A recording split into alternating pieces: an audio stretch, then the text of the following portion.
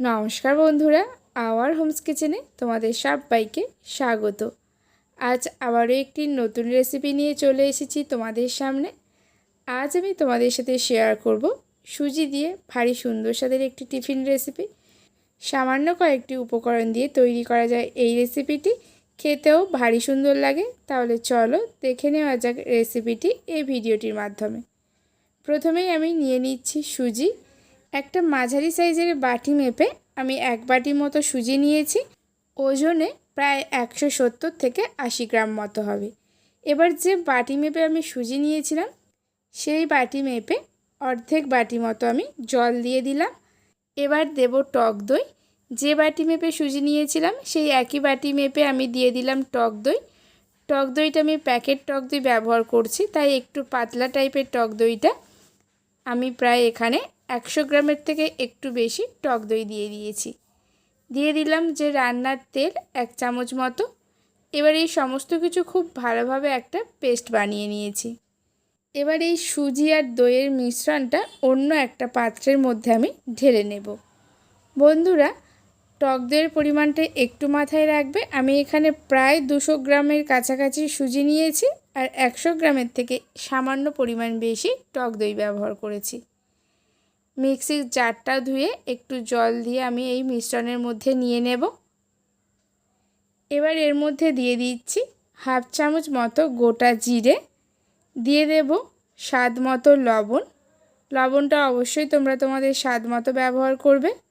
দিয়ে দিচ্ছি একটু চিনি, যেহেতু টক দই আছে তার জন্য আমি একটু চিনি দিয়ে দিলাম। তারপর দিয়ে দিলাম 1/2 চামচ মতো বেকিং পাউডার। তোমরা চাইলে এখানে বেকিং সোডাও ব্যবহার করতে পারো। এবার এই সমস্ত কিছু খুব ভালোভাবে মিশিয়ে নেব। বেকিং পাউডার দেওয়ার জন্য দেখো মিশ্রণটা কেমন আস্তে আস্তে ফুলতে শুরু করে দিয়েছে। আশা করি তোমরা দেখে বুঝতে পারছো। এবার এই সমস্ত কিছু খুব ভালোভাবে কিছুটা সময় নিয়ে আমি মিশিয়ে নেব। বন্ধুরা, এই মিশ্রণটা তৈরি হয়ে যাওয়ার পর আরও 5 থেকে 10 মিনিট আমি ঢাকা দিয়ে রেখে দেব। তারপর আমি এটাকে নিয়ে ফিরে আসছি তোমাদের সামনে। দেখো কিছুটা সময় নিয়ে খুব ভালোভাবে তৈরি করে ফিরে এলাম। এবার একটা স্টিলের থালার মধ্যে আমি কিছুটা তেল দিয়ে খুব ভালোভাবে মাখিয়ে নিয়ে তার মধ্যে সুজির মিশ্রণটা দিয়ে দিলাম। এবার এটাকে ভাপিয়ে নেব। তার জন্য আগের থেকেই একটা কড়াইয়ের মধ্যে দিয়ে দিয়েছি কিছুটা জল।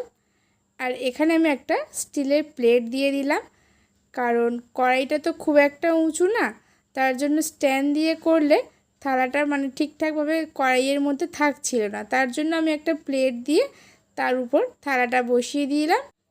তারপর ঢাকা দিয়ে খুব ভালোভাবে 10 থেকে 15 মিনিট মতো ভাপিয়ে নিয়েছি। পুরোপুরি কিন্তু তৈরি হয়নি। ঠিক এই পর্যায়ে একটু খুলে নিলাম, নিয়ে এর মধ্যে আমি দিয়ে দেব একটু গুঁড়ো লঙ্কা। গুঁড়ো লঙ্কা আমি অল্প করে খুব ভালোভাবে সমস্ত দিক ছড়িয়ে দিয়েছি। দিয়ে এটাকে আবারও 5 মিনিট মতো ভাপিয়ে নেব। তোমরা চাইলে এখানে চিলি ফ্লেক্সও ব্যবহার করতে পারো।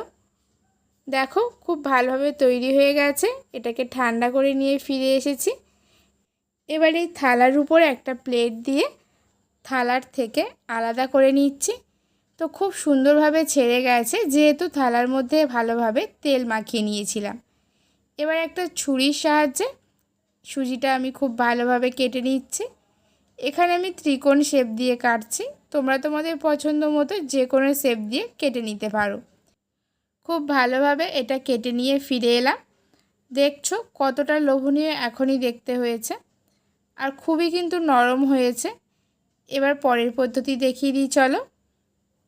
তার জন্য একটা ফ্রাই প্যান নিয়েছি, নিয়ে তার মধ্যে দিয়ে দিলাম 2 চামচ মতো তেল। তেলটা খুব ভালোভাবে গরম করে প্যানের মধ্যে ছড়িয়ে নিয়েছি। এবার একটা সুজির পিস তেলের মধ্যে দিয়ে 2 দিক উল্টে পাল্টে হালকা লাল লাল করে ভেজে নেব। এই ভাজাটা কিন্তু ডিপ ফ্রাই করতে হবে না, অল্প একটু তেল দিয়ে ভেজে নিলেই হবে। তোমরা চাইলে এটাকে বাটার দিয়ে ভালোভাবে ভেজে নিতে পারো। একদিক ভাজা হয়ে গেছে, অপর সাইডটাকেও খুব ভালোভাবে ভেজে নেব। বন্ধুরা, তোমরা যারা নতুন ধরনের কোনো টিফিন রেসিপি খেতে চাইছো, অবশ্যই একবার সুজি আর টক দই দিয়ে এই রেসিপিটি বানিয়ে খেয়ে দেখো। আশা করি তোমাদের প্রত্যেকের খেতে ভালো লাগবে আর খুব অল্প উপকরণ দিয়ে তোমরা এটা বানিয়েও ফেলতে পারবে। বাচ্চাদের তোমরা এই পদ্ধতিতে বানিয়ে সস দিয়ে দিয়ে দেখো, আশা করি প্রত্যেকে খুব মজা করে খাবে। বন্ধুরা দেখো, দুই সাইড আমি হালকা হালকা করে ভেজে নিয়েছি আর একটু শুকনো লঙ্কা গুঁড়ো দেওয়ার জন্য কিন্তু দেখতে ভালো লাগছে। তোমরা যদি এটা পুরোপুরি বাচ্চাদের জন্য বানাও তাহলে তোমরা গুঁড়ো লঙ্কাটা ছাড়াই কিন্তু এই রেসিপিটা বানিয়ে ফেলতে পারো। দেখো ভাজা হয়ে গেছে, এবার এগুলোকে তুলে বাকিগুলোকেও ভেজে নেব। বন্ধুরা তোমাদের আজকের এই রেসিপিটি যদি কোথাও ভালো লেগে থাকে ভিডিওটিতে একটি লাইক করে দিও, চ্যানেলটিকে সাবস্ক্রাইব করে তোমরা সবাই আমার সঙ্গে থেকো। আজ তাহলে এই পর্যন্ত, ফিরে আসবো অন্য কোনো একটা নতুন রেসিপি নিয়ে। ততক্ষণে তোমরা সবাই সুস্থ থেকো, ভালো থেকো। সবাইকে নমস্কার।